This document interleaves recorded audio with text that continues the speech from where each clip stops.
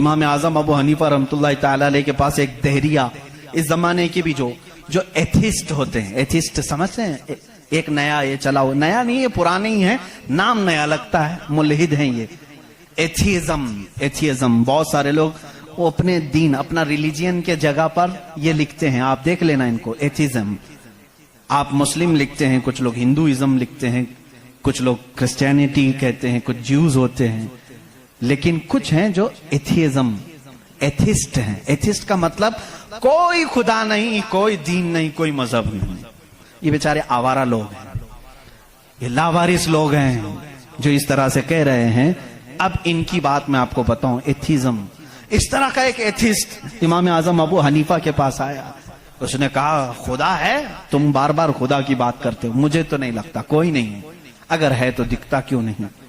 بہت ساری چیزیں ہیں ایسی آپ نے سمجھایا جو دکھتی نہیں لیکن ہے، بہت ساری چیزیں۔ اس نے کہا ایسی کوئی چیز نہیں ہے جو ہے اور دکھتی نہیں۔ آپ نے اس کو ایک تماچا لگایا، ڈھیلا اٹھا کر کے مار دیا۔ اس نے کہا میں سوال کیا، تم نے مار دیا۔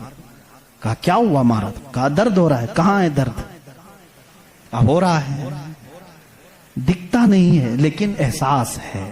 بہت ساری چیزیں ایسی ہیں جو دکھتی نہیں ہے لیکن ہے، ان کا وجود ہے۔ بہرحال آپ نے اس کو جواب کیا دیا؟ کہا سنو، میرے ساتھ آج ایک بڑا عجیب واقعہ پیش آیا۔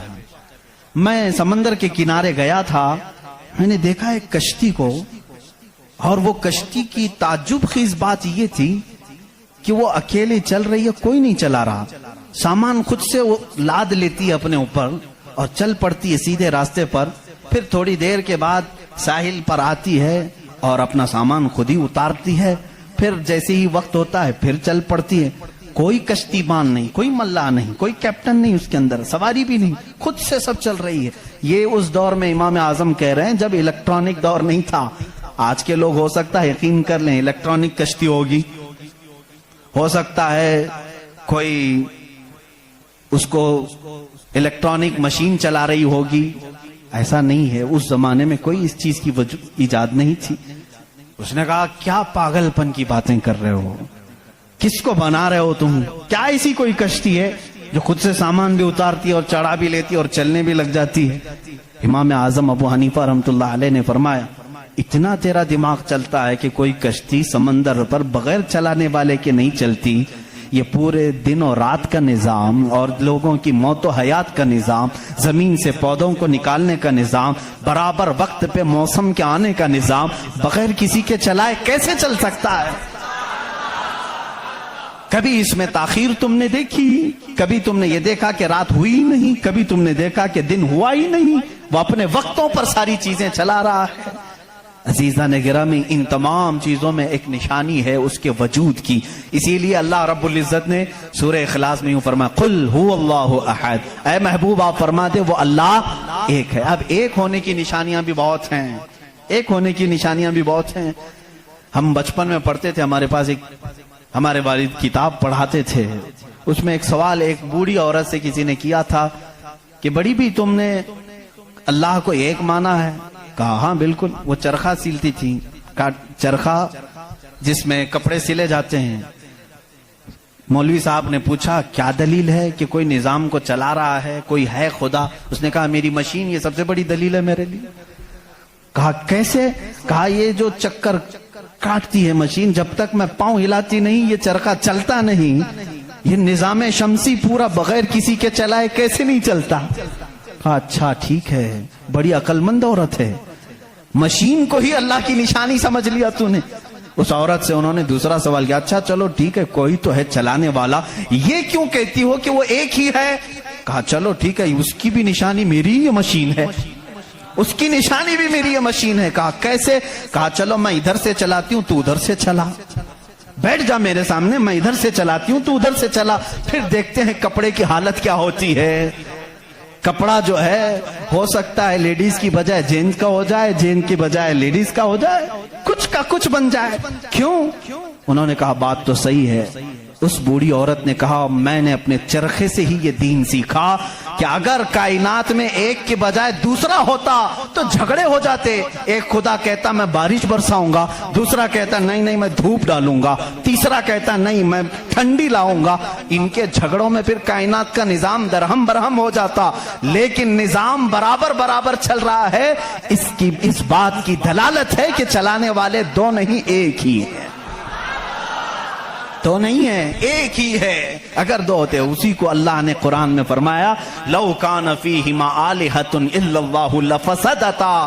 اگر زمین و آسمان میں دو خدا ہوتے اللہ کے علاوہ, رب فرما رہا ہے ضرور اس میں فساد ہو جاتا, ضرور فساد ہو جاتا. اس لیے کہ ایک جو عقل سے ہمارے درمیان ہم نے دیکھا ہے جو چلا سکتا ہے, وہ دو لوگ نہیں چلاتے. دو لوگوں کی ذہنیت الگ ہو جاتی. اب اس کو فلسفے میں آئیں گے, جس کو فلسفی کہتے ہیں. یہ بھی ایک علم ہے. فلسفی لوگوں کے دماغ کے اعتبار سے بھی ہم نے اس کو ثابت کیا. اگر دو ہیں, پہلی بات آپ کے دماغ میں یہ ہونا چاہیے کہ خدا وہ ہے جو کسی کا محتاج نہیں. اتنی بات تسلیم کرتے ہو, جو کسی کا محتاج نہیں. جب یہ فارمولہ تمہارے دماغ میں ہے تو آپ دو کو لے کر کے آؤ. دو کو لاؤ گے تو دونوں کا دماغ ایک ساتھ نہیں چلے گا. یا تو پھر مشورے سے چلیں گے. مشورہ کرے گا تو ایک دوسرے کا محتاج ہوگا, اور جو محتاج ہوگا وہ خدا نہیں ہوگا. مثال کے طور پر دونوں بیٹھے ہیں, چلو آج میٹنگ کرتے ہیں, کل بارش کریں گے. تو ظاہر سی بات ہے ایک نے دوسرے کو پوچھا تو پہلا والا دوسرے کا محتاج ہوا کہ نہیں. اب خدا کے بارے میں ہمارا تصور یہ ہے وہ اپنے کاموں میں کسی کی شراکت نہیں چاہتا, کوئی شریک نہیں ہے اس کا. اب اگر شریک ہو گیا تو اس کی فضیلت کہاں ہے؟ ایک ہونے میں جو فضیلت ہے وہ دو میں ہے نہیں. ایک ہونے میں جو فضیلت ہے وہ دو میں ہے نہیں. اسی لیے ہم لاکھوں کروڑوں کے سامنے سر جھکانے والوں سے کہتے ہیں مان لو ایک ہی کو تسلیم کرو. اس لیے کہ جتنے ادیان ہیں دنیا میں تقریباً سب کے ہاں ایک تصور ہے خدا کا تصور. ایتھیزم کو چھوڑ کر کے میں باقی سب کی بات کروں, ہندوؤں کے نظریات میں بھی خدا کا تصور ہے, کوئی تو ہے, ایک بھگوان کے کچھ بھی نام لیں. عیسائیوں کے مذہب میں یہی ہمارے رب ذوالجلال کا تصور ہے, خدا کا وہ بھی یقین کرتے ہیں. یہودی بھی خدا کو مانتے ہیں, سکھوں کے ہاں بھی ہے. تقریباً دنیا میں جو بھی ریلیجیس ہے, کسی مذہب کو مانتا ہے, ان سب مذہبوں میں خدا کا تصور ہے. لیکن اب یہ جھگڑا ہے کہ ماننے میں کون خدا ہے کون نہیں ہے. یہاں تک تو سب متفق ہیں, ہے کوئی تو ہے, لیکن یہاں آ کر کے چوک جاتے ہیں کہ کس کو ماننا چاہیے کس کو نہیں.